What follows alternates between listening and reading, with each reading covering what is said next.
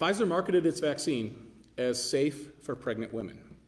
However, in February of 2021, Pfizer possessed reports for 458 pregnant women who received Pfizer's COVID-19 vaccine during pregnancy. More than half of the pregnant women reported an adverse event, and more than 10% reported a miscarriage, many within days of the vaccination. Pfizer also possessed information from its own October 2020 study on pregnancy in rats, indicating that its COVID-19 vaccine was likely linked to infertility, loss of litters, and stillborn offspring. Number two, safety relating to heart conditions like myocarditis.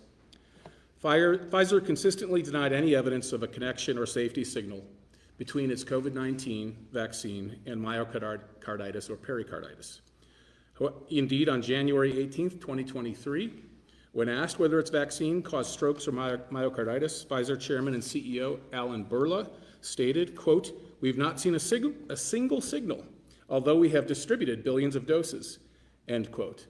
A signal that he was referring to as a safety signal, which refers to a negative consequence. However, as Pfizer knew, the United States government, the United States military, foreign governments, and others had found that Pfizer's COVID-19 vaccine caused myocarditis and pericarditis. Number three, effectiveness regarding variants. Pfizer also claimed that its COVID-19 vaccine protected against COVID-19 variants, even though data available at the time showed Pfizer's vaccine was effective less than half the time against variants. Finally, transmission.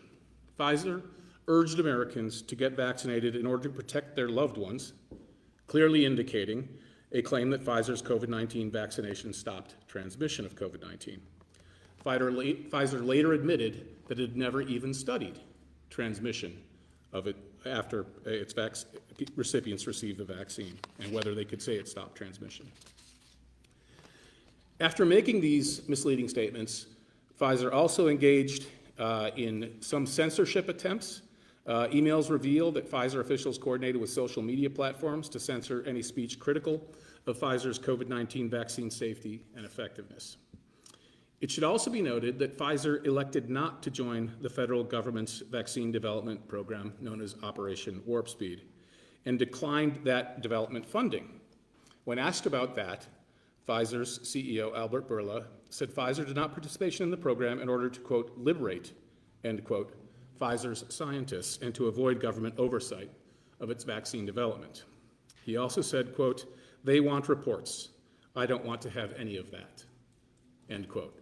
Referring to they, when he said they, he was referring to the federal government. Pfizer's misleading statements contributed to success in marketing its vaccine in Kansas. By February of 2024, Pfizer had delivered over 3.3 million doses of its vaccine in the state of Kansas.